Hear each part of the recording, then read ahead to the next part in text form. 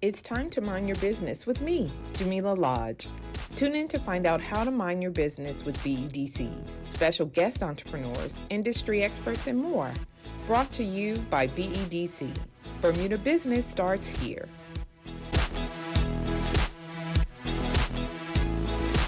So welcome to Mind Your Business. Thank you. You're welcome. I'm your host, Jamillah Lodge, and you are Nandi Outerbridge, owner of Bananas Party. Yes, that's correct. I am. So welcome again, and today we're going to be talking a little bit about your entrepreneurial journey.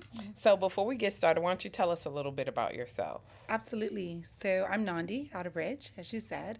37, 2 kids, 14 and 3, like a crazy person. All right. I love been there, done that, I understand. Exactly. Married for 11 years. So started out my journey as in finance. Okay. Was in reinsurance for a number of years, moved on to smaller businesses, went into politics, and segued into entrepreneurship. So it's been an interesting journey. That is an interesting journey. So did you always know that owning your own business was in your future?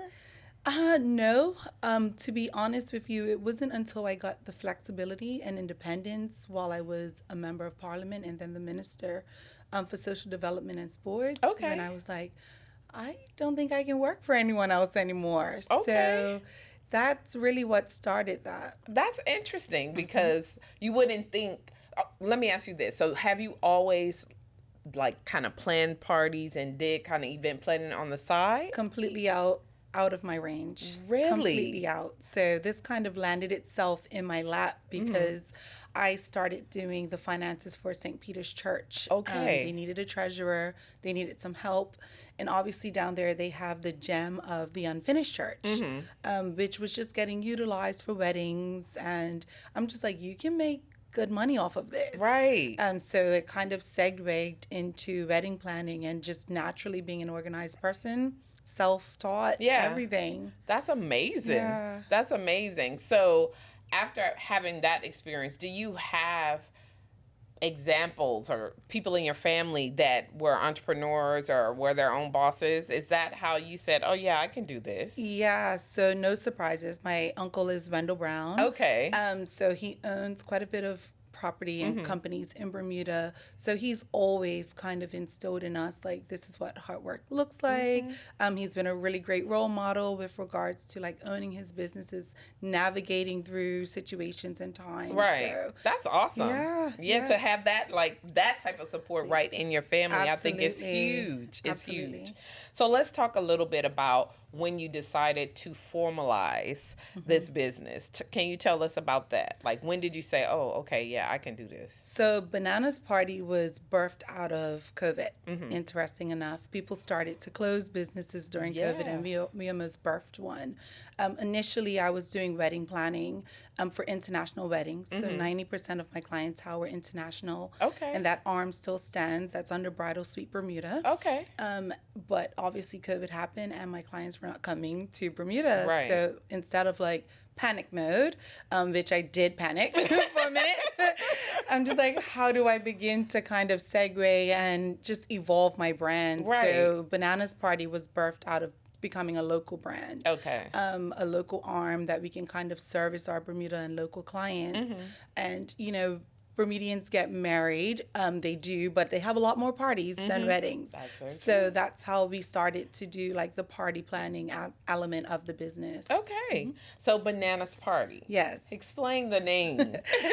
So I wanted a name that was super fun. And, you know, Party Plus existed, all these party. I said, I don't want something that has like just party as the start of it. Yeah. I absolutely love Gwen Stefani's song, you know, everything's bananas. Yeah. So I'm like, that means like excitement, hype to it and stuff. So I'm like, everything I do is going to be bananas.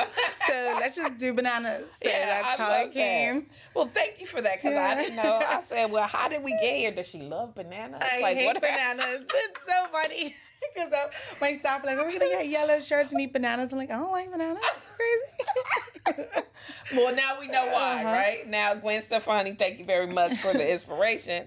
All right, so what are some of the things now that you have gone into the local market and you're doing events and playing? So how did you get out and start to capture some of that market share? You know, because we have event planners and stuff like that in Bermuda already. So in that, this would be relatively new because your primary clientele was international businesses. How did you break into the market? Well, I started out with kind of like my friends, people that I knew, just doing some events for them. Then the word got out, and I started to get better and better at my craft, started to take it a lot more serious. So it's so funny because when I look back at like my first balloon garland and stuff, I'm like, oh, girl, you called me back. So we have like local clients that have been loyal to us, and That's we wonderful. really appreciate that. And out of that, it's just been like evolution of now that client's saying, listen, my job's having a Christmas party. Do you want to take a stab at it? So continuing to grow has been interesting in itself, like just keeping up with evolving with the times, evolving with the trends, evolving with everything. So we're grateful for the opportunity that we've been landed. I think a lot of times as I'm having conversations with entrepreneurs, it really does strike me how possible and plausible it is in Bermuda to grow your business just off of the networks and the people that you know. Which to me speaks to customer service, right? And the importance, because like I didn't know your uncle was Wendell Brown. You know what I mean? And it's like you cannot afford, to me, and that's what I think, to not treat people. It's so true. You know what I mean? Because you never know when your next job or who they're gonna know, and like immediately just own up to it. Like obviously we fell short at times, and we felt like, oh, we didn't do our best. And at the end of the day, I'm like, you're human. Things happen. It happens. So we've always kind of had those conversations with clients, like if they were not happy, listen, give us an opportunity to make it better, or take your refund and never call us again. But I don't want to say that we didn't have that touch point. Because at the end of the day, we're passionate. I'm passionate about what I do. So obviously it's going to bother me. Like, I didn't do something. I'm an Aries. So I'm like on myself. Like, girl, quit. Quitting's not an option, but exactly. Especially when you have to feed your children, right? So you're like, how do I do better? How do I learn from this? So I've really been grateful for that. And it's obvious with, like you said, the expansion and the growth of your clientele that is working, because you're right. People are human. Mistakes happen. And as you grow, I'm assuming you have to employ people because, you know, it's not just you. So let's talk a little bit about that. So Bananas Party's growing. People are booking you. At what point did you decide that, okay, wait a minute now, I can't just do this by myself? And what did that growth look like? So it started when I got up 3:00 in the morning because I had 3 events in one day, and I'm like, I can't do this anymore. Like, I'm tired. I didn't come into business to just be tired all of the time. Calling my mom. She's like, listen, I'm going 60. You can't call me. You need to get some staff in. Like, you need to make sure that you're budgeting your events right, that you can afford staff, which was also important to me because when you first come in, you don't know what the prices are. You know, you're hoping a competitor reveals itself to you, but it's a guessing game of you just kind of going through your numbers and seeing what works. So then I said, you know what, I need staff. So putting it out there to a client, like, this is how much labor costs, and them coming back and saying, here's your deposit. I'm like, oh, okay. Right. So I think that is like the eye opener because I do feel like, especially living in Bermuda and being able to travel outside of Bermuda in terms of the pricing of things, you're like, everything in Bermuda is expensive. So I can't compete on that level. But when you actually charge people what you have to charge them, some people don't even blink. They're like, okay. So that's kind of what helped me. I started to build a staff, and obviously, like, building a staff in itself is a task. Yes, it is. So we evolved through quite a bit of people to start, but now we've got a solid team. Knowing myself now, who's good at what, who's great at managing what areas was very important. So I'm feeling a lot more comfortable with where we are. Good. So let's talk a little bit about the staffing challenges, because it can be hard, especially as an entrepreneur. And if you like things done a certain way, or if you have this brand that you built that you want to protect, talk a little bit about maybe some of the challenges that you experience along the journey of finding your team that is going to deliver the way you need them to deliver? Yeah, I think the hardest part about us, so we're not an easy place where it's like fill out the application and we'll check all the boxes. Yeah. It's almost like come to work. Let's see how you work on the first day. Let's see how you hang out. Let's see if you can make it. So again, just being able to say, okay, this person works well or works better in this area. My husband is my balance. I'm like, it needs to be perfect. Like, are you crazy? This can't look like that. Just put those drapes up. I'll fix them. Like that person. But I think my staff have now learned me as well. Okay. And they just know the expectations of our brand. Like sometimes they're like, oh, that's bananas can't leave stuff. Right. Like that. We could never do that. Right. So they're growing with us and my company. And I'm just so blessed to be able to have that. That is wonderful. I mean, I think the other important part that you said is the growth and the growth opportunity. Because I do think sometimes when you're identifying staff or trying to identify staff, it could be hard for someone to treat your business the way theirs. Like they're like, that's her thing. Like, I'm just here for a job to collect my check and do my thing. And so I think it's hard to separate that person from the person that really is going to be like, okay, no, this is a representation of me as well. Absolutely. And especially in this industry, because it's not like an industry where people are like, oh, I'm going to go in and make a lot of money growing for your business, which they can. Most times it's a part-time job for people. So it's like, I just need some extra cash. But what we've learned is as we've bought on photo booths, as we do bartending jobs, I have people in my company who are full-time bartenders.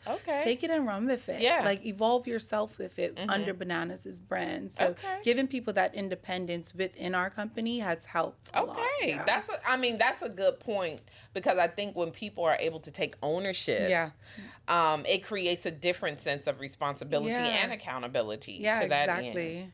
Now, you mentioned photo booths. So let's talk a little bit about what differentiates you from others. And I feel like that's one of the things that you're known for, your photo booth. So how do you identify the newest thing or the thing that's going to make you stand out from everyone else? So the photo booth arm actually kind of landed in our lap. We purchased 360 Me, which is a photo booth company that was already existent in Bermuda. She was coming to just about all of our events. And she's like, listen, I'm tired of this business. I see you at every event.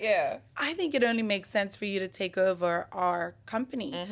So we did, and we kind of just made it grow from that. So we started out with just doing the 360 booth. She said, there's always other elements that are in the software. Check them out. So from that, we bought on the selfie booth. So just trying to keep current, 360 booth has its way with certain crowd, but then you have the younger ones who are into TikTok and all of this new stuff, and the selfie booth works better for them. So this is what I do full time. I'm online all the time, seeing what's trending, what's coming down the pipe. So we're able to kind of roll with that, be it all financially. Right. I was going to ask you, like, how do you stay abreast about what's next? You know what I mean? Like, what kind of tools or does your staff tell you that? Like, how do you figure that out? So we have like social media everywhere. I have mentors on social media. I don't even know if they know they're my mentor, but I love their work. Be like, I follow you, honey. Whatever you're doing, I'm doing. So my staff also, it's so funny because of like algorithms and everything. They're like, listen, all these balloon work is getting sent to me, all these different designs. They send it over. Like, can we try this at this shop? Can we try that? So we're just always willing to try the next newest thing. If it works, it lands. If it doesn't, most times the client didn't even know it didn't work. They love it. They think it looks great. We're like, there's room for improvement. Maybe but but that's just how we stay current. Like, I'm always looking at what other people are doing online, trying to just grow my own creativity in my brain, trying to turn it off sometimes, which is hard. Let's talk now a little bit about you as a wife and a mother and an entrepreneur and a boss, because you have staff. How do you manage all of those different roles? I've gotten better over time. I started out just wanting to be all things to all people, Right. everything. And I was burning out, especially at the end of the COVID year, where we said yes to everything because we had no money coming in during COVID. At the end of that year, I was totally burnt out in every element. My husband said, listen, this is not going to work. Like, you need to take some time for yourself. You need to be able to balance. So now turning off my phone at 8 o'clock, like not having clients be able to contact you past 10 o'clock, being able to spend that time being on the PTA at my children's school. It helps me to be able to have that balance. Like, I used to be responding to people 2 a.m. If they email me, I email them right back. And now knowing that they'll wait. They can wait and they will wait, and that's the time that they're available. But responding when you're available is important to know. I mean, I think those are some key elements and key points, because in most cases, if you're starting a business, you're first starting out, you are the CEO, chief everything officer, so you do have to do everything. But at some point, like you say, you can't. No, it's not sustainable. Especially when you have all these other things going on, being your family and all of that. So taking the time to just settle. It's so important. This year we actually took the time to like have vacations and stuff. And it's just so funny because people see us and they're like, I'm so glad you took time for yourself. Like, I see you out here 5 a.m. at midnight breaking down. Like, I'm happy you guys are on vacation. Take the time and get back to me when you return. So knowing people are kind of respecting that space is a big deal. How important is it for you to create those boundaries? Very.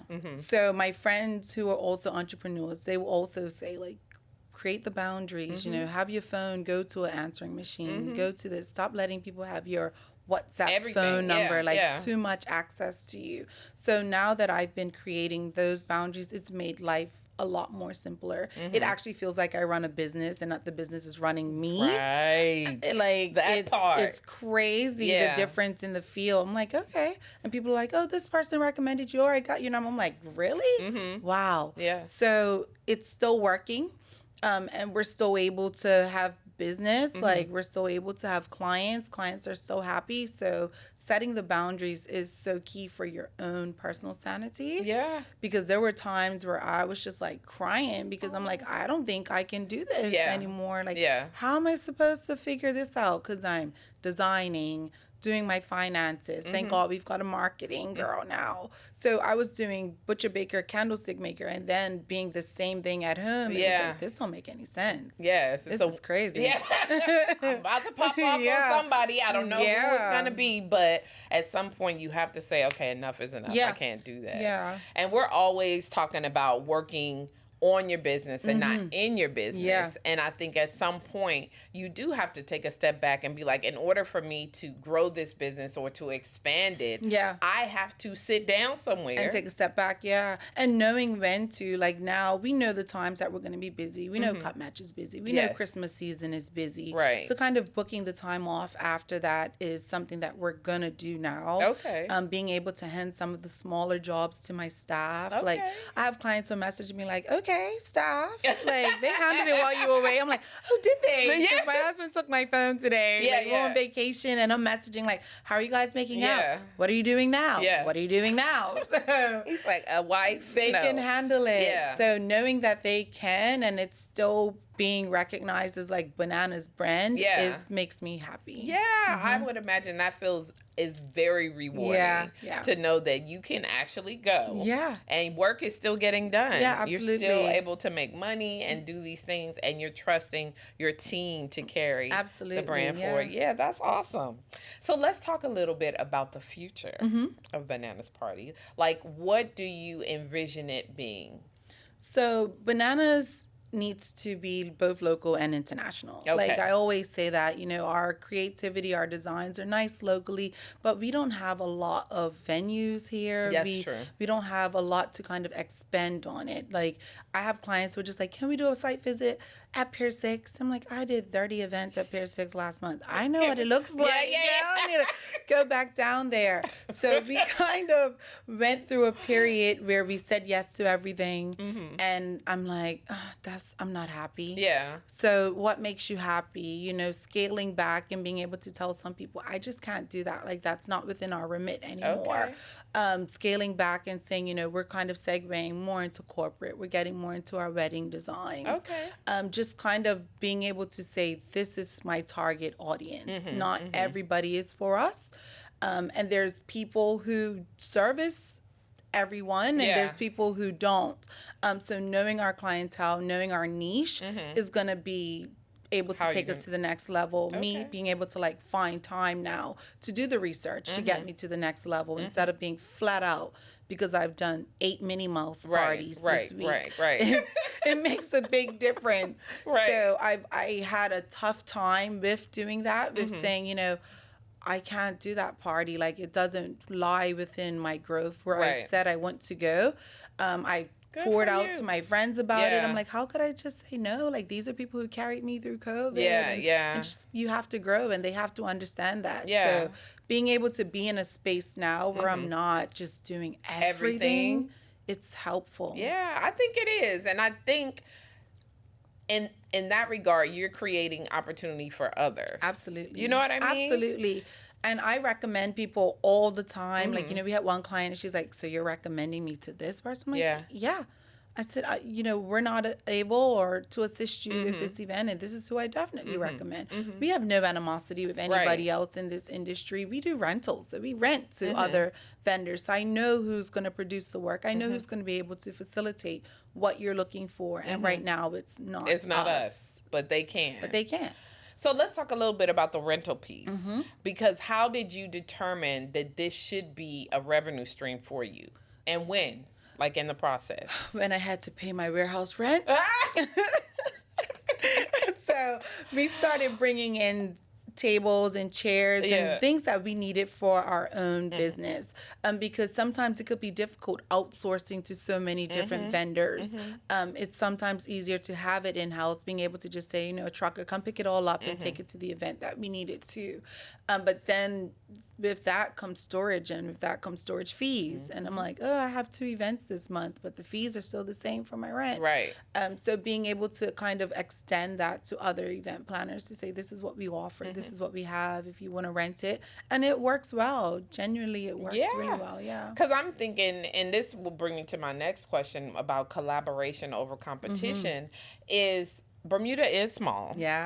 And we got to import everything. And so once it's here, now what? Right? I'm not using it. Like you said, you still got to pay the storage fee, whether you're using it for the party or not.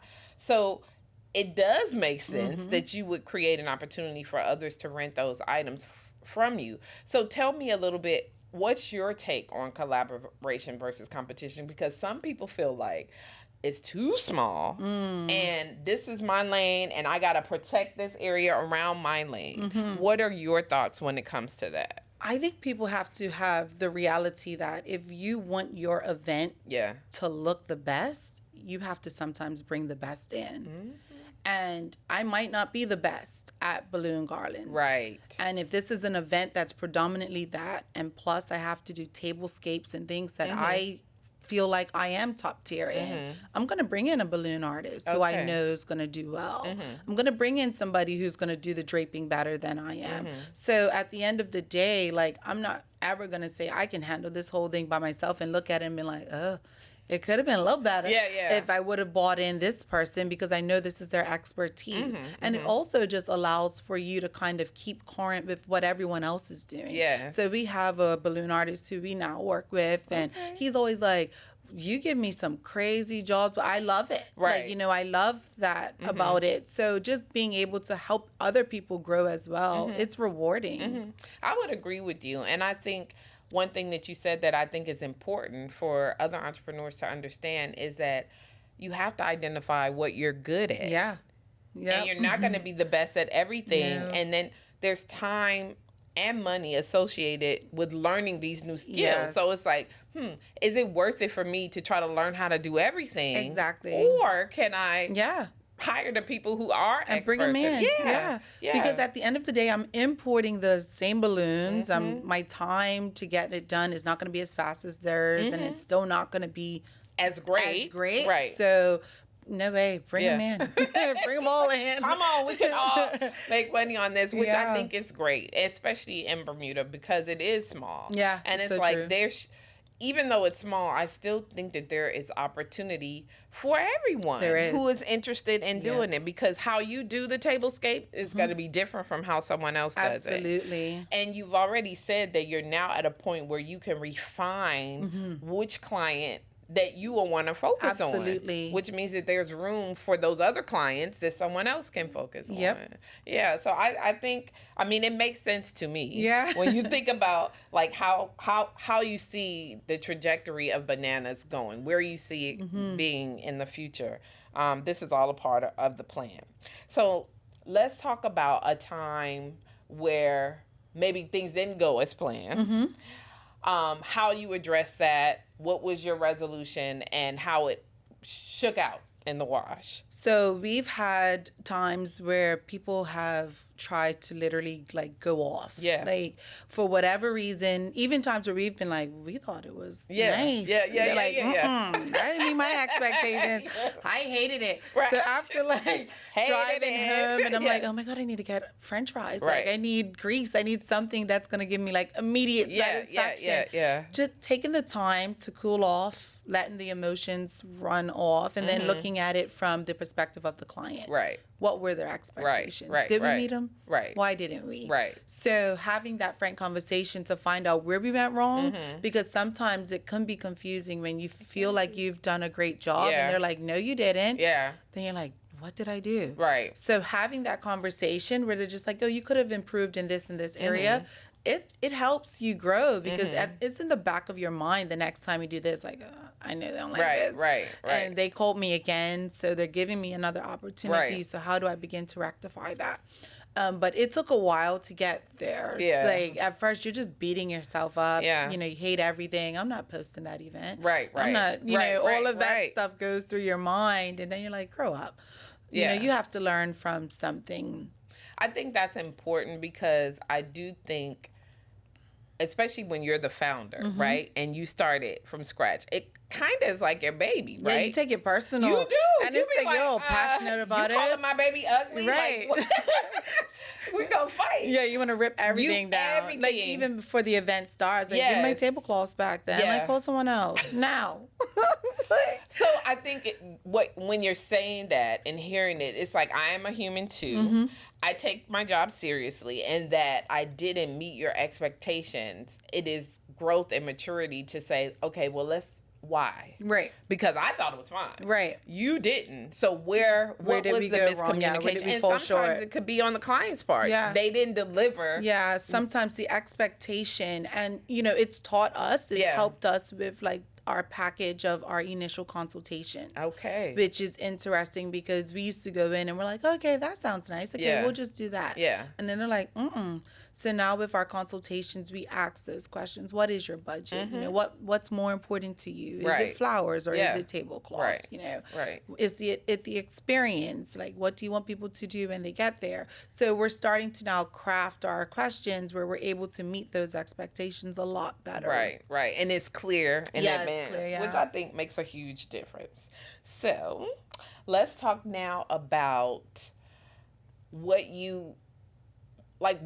events, what things that you have on the horizon, if you don't mind sharing, that you're most excited about. I think right now in this space where we're in Christmas season, it always gives us an opportunity for so much different creative elements to be involved, just because a lot of our clients are corporate.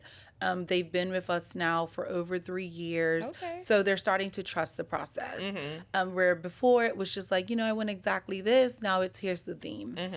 So it always gives you the flexibility. Gives us such a flexibility to just be so creative. Right. And I feel like that's when we do our best work, when we're given that creative platform instead of being told exactly what to do. Because that's your vision. That's not my vision. Right. So I'm never going to be able to execute someone else's vision exactly how they want. Right. So, we do Christmas trees, we do the corporate parties. It's so much fun. Yeah. I think it's fun. Myself, by the way, I'm tired. I'm tired thinking about it, but it's fun.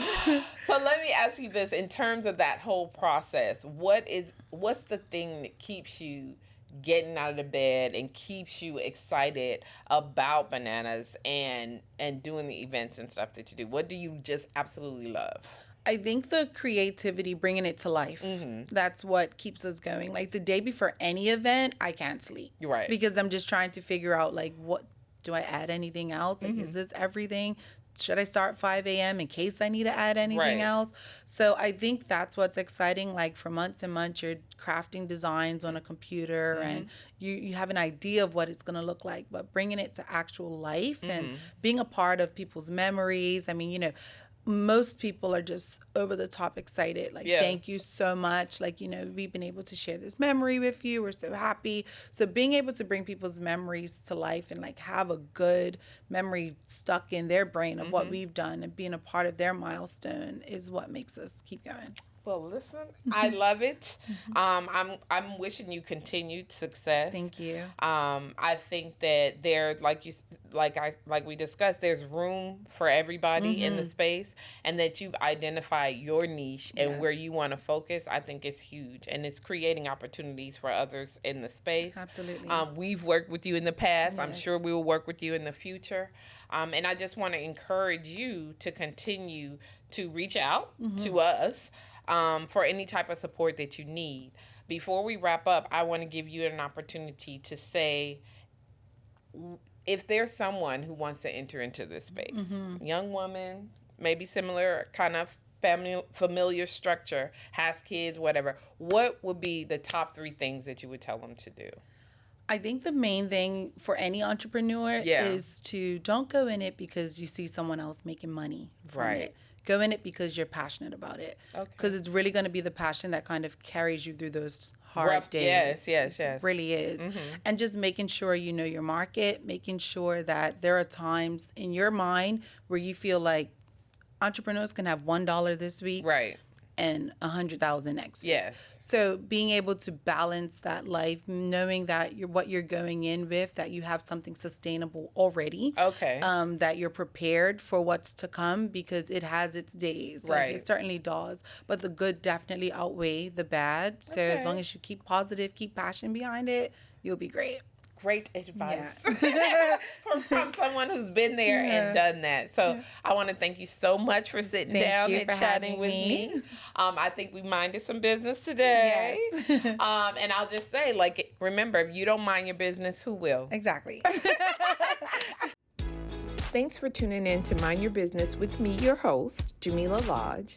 Tune in next week, Thursday at 4 p.m. because if you don't mind your business, who will? Mind Your Business is brought to you by BEDC. Bermuda Business starts here.